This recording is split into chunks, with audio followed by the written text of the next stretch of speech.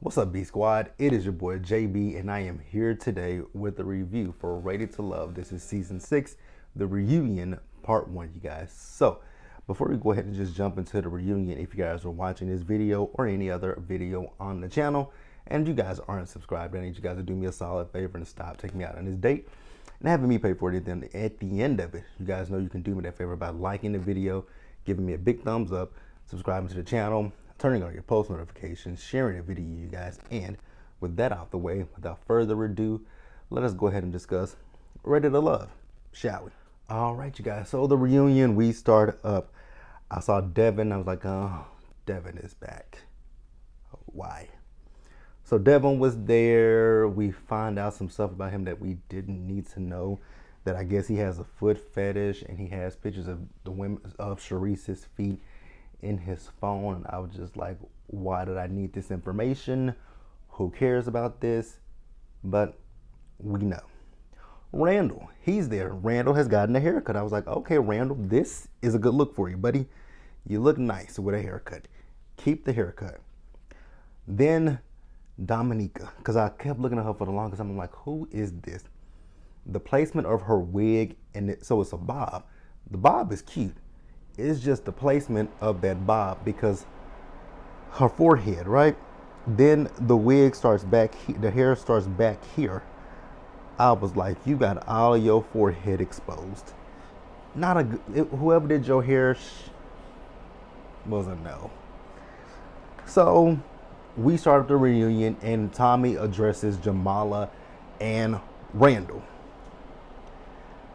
So I'm just gonna sum it up for you guys with Jamala and Randall because they kept talking in circles, and him and Han, and even Tommy got to the point where like he doesn't understand what they talking about.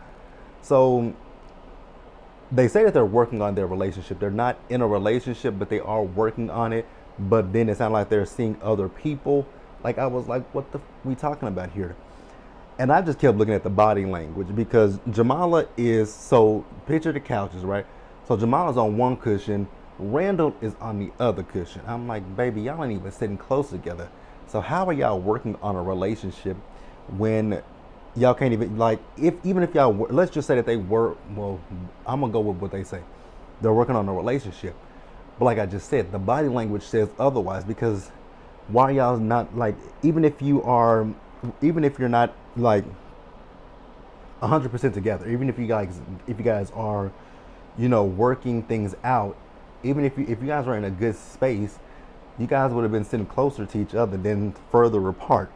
Tommy eventually said he eventually had to let it go, and I was like, thank you, Tommy, because it doesn't make sense. Because he's like, it feels like there's more that you guys aren't saying. I'm like, absolutely, there's something more that they're not saying. Because at one point, Jamala was like, pray for us, and I was like, why would we pray for you guys if you guys are in a good space, but you guys are trying to figure things out? But you guys are seeing other people, but you guys are not seeing other people. You guys understand how confusing that shit sounded to you? Did it confuse you guys? Let me know in the comments if it confused you, because it sure to confuse me. But yeah, we wrapped up with them. So let's pause here and let's move forward. All right, you guys. So next up, we got a package of Charisse. Now, I know that I said, throughout the season that Charisse didn't bother me as much as she did when we first started watching Ready to Love. But I just didn't understand why we need this whole Charisse package, right? It was just kind of like, okay, what was the purpose in this, right? So I know Tommy asked Charisse, what did she learn? So she told Tommy she's learned a lot, right? And mostly it has to deal with her mouth and the things that she says. And so out of nowhere, big fat ass Zoe decides he wants to chime in and call her fake as fuck once again. And this scene right here kind of pissed me off, right? Because here is Zoe coming at her once again, calling her fake as fuck. This is what she was talking about in the ladies' lounge when Kadian, kind of defended big bozo Zoe. So they going back and forth with each other, and I'm like, so Tommy, you not gonna sit here and check this nigga and tell this nigga to shut his fat ass mouth up? Nope. He didn't say nothing to him, because he just telling her she fake as fuck. Then he brought up something that happened with her. I saw it on my timeline, and I didn't really read it. I didn't read it, so I can't really regurgitate what it said, but I did see a headline about her on my timeline. It ain't got nothing to do with me. I don't care about it, right? So then,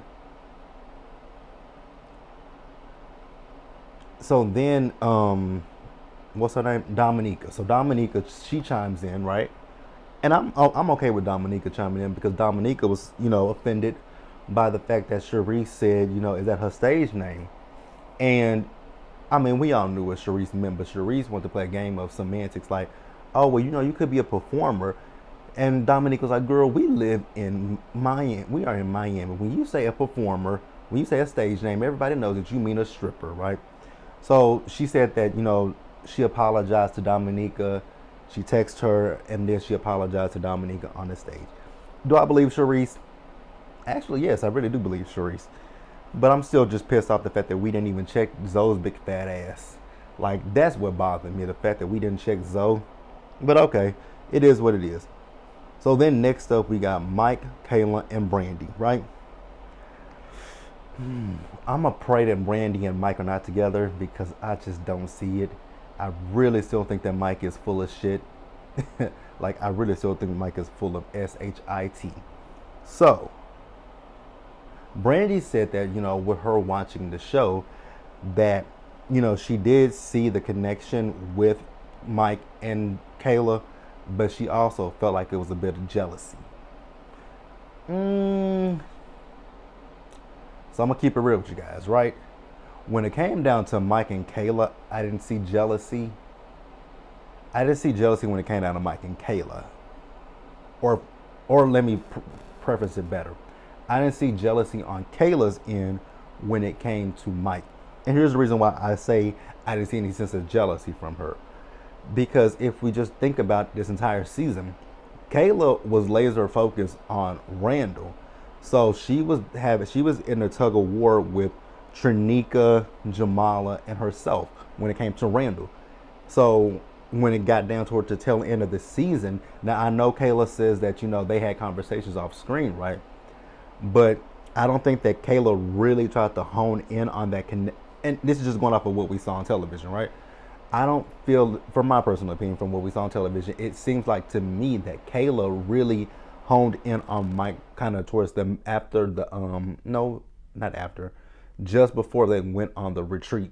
That was when I noticed that Kayla had started having a connection with Mike. But before that, I never saw it. So I don't think that Kayla was jealous when it came to Brandy. And I don't think she was jealous when it came to anybody. But I do say that it was a bit of a competition with her in the beginning part of the season. But it wasn't with Brandy and Mike. The competition was with Trinika and Jamala for Randall. Let me know what you guys think. But yeah, I never saw jealousy from Kayla. Never got that right. So Mike says that in the beginning that, him and Kayla, they did kind of talk to each other, but they didn't really connect, like I just said, until further down the line. And then he said it was a bit much for him. I'm like, sir, what? What was a bit, but let's call a spade when it comes to Mike's dark ass eyes. What Mike's issue was with Kayla was the fact that she had kissed Zoe, and but she kissed Zoe on the cheek. It was Zoe and it was Randall. That was always Mike's issue. But here you are having a connection with Brandy and having sexual innuendos with Brandy with them goddamn cherries. Like, you think we forgot about them, their sexual innuendo when licking her tongue on them? So Mike is a hypocrite. So Dominica, she put Mike on blast, right? Because she made the comparison that, everybody was saying that she was so loud and whatnot. But then she says, me and Brandy are so much alike. So what's, basically like, what's the difference, right? So Mike got in his feelings and he said, when it came down to the gentleman's lounge, it wasn't just him. It was all the men, which is true. And I can give Mike that one point, right? So, but she just felt like Mike didn't really give her a fair shake. And and here I am having to defend Mike, right? It wasn't just Mike that didn't give her a fair shake. It was the rest of the men as well. It wasn't just Mike. It was all the men. They didn't give her a fair shake. So she put it out on blast that Mike got a girlfriend that sells strawberries, and her name starts with a J. And I was on Twitter, and one of my followers on Twitter made a great, because he said it's not true. I know people last night were trying to figure out who the woman is, but I saw this tweet this morning when I got up that said, if you guys will go back to the finale episode, he presented Brandy with some chocolate covered strawberries. So y'all want to have how much I want to bet that that woman that he's dating made that that arrangement for her, just allegedly. But I do believe that he is playing Brandy, and I don't want that, because I think Brandy is a sweet girl. I think well, the one thing I will say about Brandy that I've seen on Twitter is she is not the nicest. Just from what I've saw on Twitter, like she responds to pretty much any comment that you see about her, she responds to it. And some of them are not, like, people are saying things, you know, that are not negative about her, and she wants to clap back. It is what it is, you guys. Y'all know how I feel. I've said it about Brandy. So Brandy, if you weren't across this video, I think you're a beautiful woman. I think you're a sweet girl. I just don't think Mike is for you. Period. I think Mike is playing you. Like, that's all I gotta say. If she likes it, I love it. Let's pause here. Let's move forward. So you guys, we moved backstage, right? So this is during Kayla's them segment. And remember, I told you guys, we were just talking about the fact that the only reason that Mike had the issue with Kayla was because of her kissing Zoe. You guys remember, it was that little bet between Zoe and Swayze. So, but even still, if she had kissed Swayze, he still would have felt the same way. Now, I don't know what the hell happened, but it just went left, because Swayze was ready to whoop Zoe's ass. And I was actually here for it, right? Because after the way he's treated Charisse, I was here for it. But then I realized Zoe is a complete punk, because the moment Swayze bucks up his chest at you, now granted, I don't know what the situation, what really happened, because he really didn't say anything, but Swayze bucks his chest up at you, and you ready to go home, and because you got a $5 million portfolio. A person that has a $5 million portfolio is not going to brag about it, and a person that, never mind, shut up, JB, shut up. But yeah, so he left. Goodbye, won't miss you. So next up, you guys, we move over to Shakira.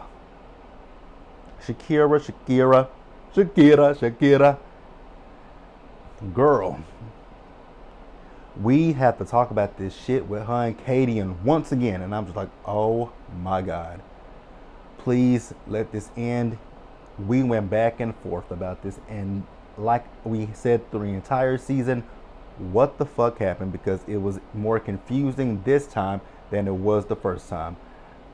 I was just like, I have no idea what in the hell we are talking about. Charisse at one point wanted to chime in. I was just like, oh my God, can we please just end this segment? Please end this segment.